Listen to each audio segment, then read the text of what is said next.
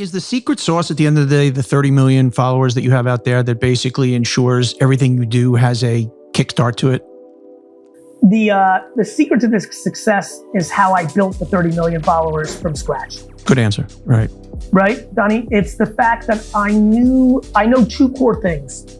And it's very advertiser oriented. When you think about advertising, understanding distribution, where the human's intentions are, and understanding what creative goes into that to provide a victory is the game, right? That was television, radio, outdoor, and print for a very long time. Mm-hmm. Direct mail. It is completely fragmented, as you know, at this point. So I think what works for me, I'll give you an example with VeeFriends. When I really talk about it in 3 years, people are gonna ask me questions of why I left so much economics on the table on the initial launch. So as remarkable and astonishing as the number I threw out, 40, 50 million, depending on how Ethereum's moving and what it's like, which is just, bonkers. Even for me, I'm stunned and flattered by that success, but understood it would happen.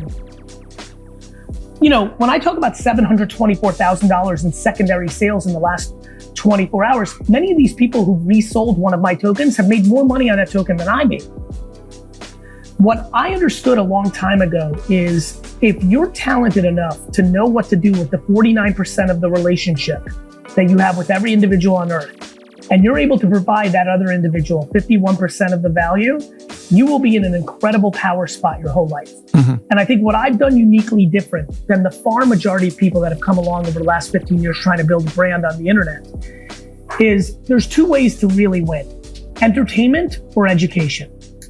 Entertainment comes in a lot of shapes and sizes. Entertainment is being very attractive and being a model on Instagram. It could be being, funny in skits on YouTube or dancing. There's a million ways to do it. Education comes in a lot of ways we see as well on LinkedIn and many others where you're talking about expertise. For me, I've played a third kind of little subtle gear, an obsession to making sure that every person that comes in gets more value than I get, which has led to very little asking and a lot of giving my best shit away for free at scale for a decade and a half. And I think that's the secret to what I do. And I think that's going to always be my strength because I know what to do with my 49%. You look back now, and there's a lot of people who start at the bottom, but not a lot of people make it where what, if I tap you on the shoulder, I'm sitting next to you on a subway and I'm going, Gary, how'd this all happen? Ridiculously good mothering. Love that. 100%. It's, Donnie, you know what's funny?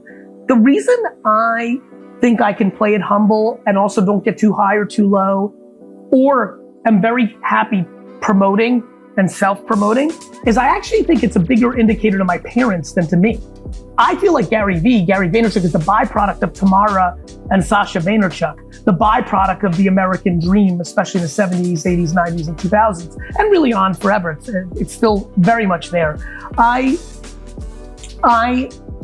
What happened was I had a mother who built enormous self-esteem, which is imperative. I had that. But Donnie, I'll tell you, and I don't know if you had this with your mom, where my mom really nailed it, and where I think a lot of moms and dads miss it in this day, is she built self-esteem, but not delusion, and held me accountable. I think what we have now is non-accountable, delusional self-esteem. 100 trophies for showing up.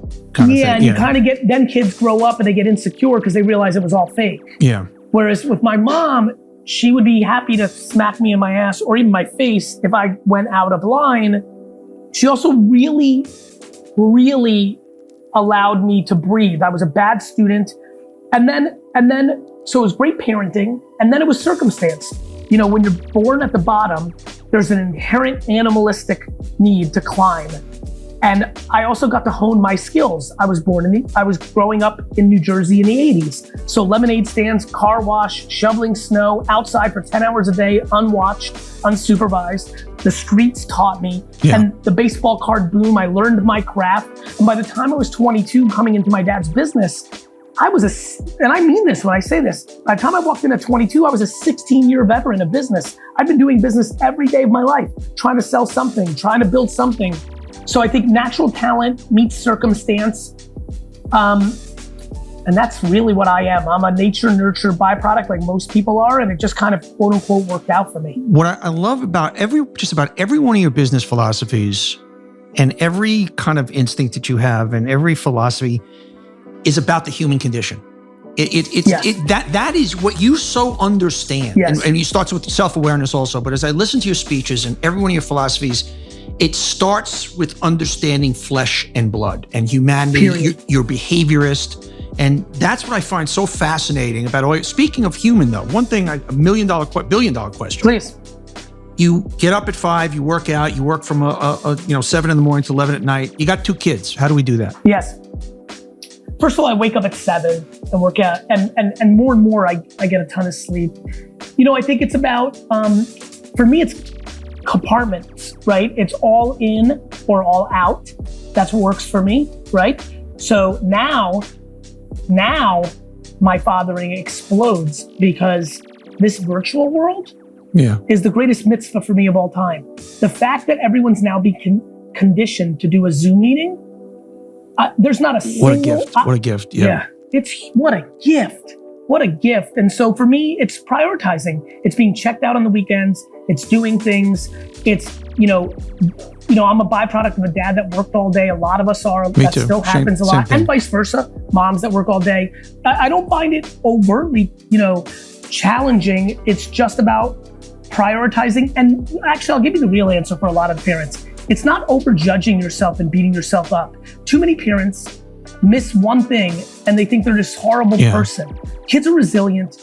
We remember the things, not always the missed things. And as long as you try and have good intent, most things will work.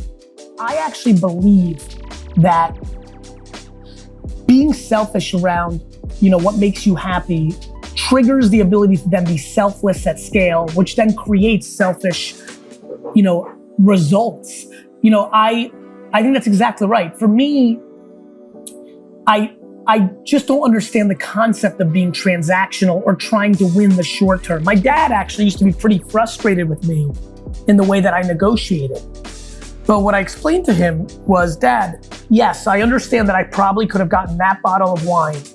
And by the way, when it's a bottle of wine, you're getting 500 cases. There's real economics when you're leaving $1 a bottle on the table, right?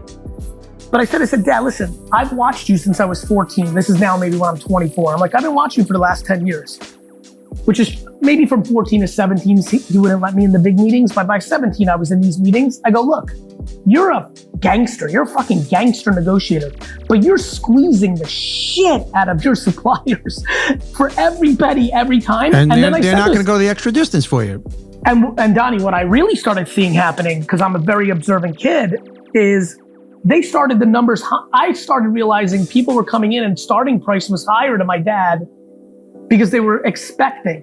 Yeah. And I said, Dad, and we were in the liquor business where you have to buy from the same suppliers. You can't go, it's not like every other business. You're mandated by the state of which people you can work with by liquor laws. So I took a different approach, and I've always left something on the table for my suppliers. And then with my consumers, my audience, I'll be honest with you, I hate when I'm asking for something. I have a new book coming out in November.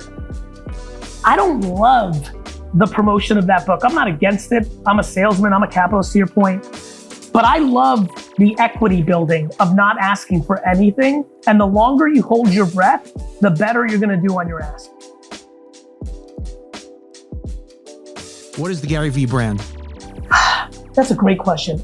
I actually think the GaryVee brand is executed on something I believe in, which is every brand is actually consumed differently at the consumer level than people realize, right?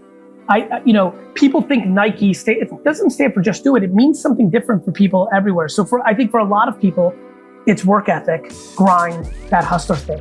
I think for an emerging group of people, it's, whoa, this dude is really pushing kindness and empathy and patience and these very grandma virtues, and he's making them cool. That's neat. For other people, it's innovation and seeing around corners. To me, believe it or not, Donnie, I don't spend a lot of time thinking about it. What I think about is doing the best things I can and hoping that the other person on the other side consuming it, if they choose to, extract some sort of value out of it. For me, it's for the way I see it within myself, it's the obsession of the process.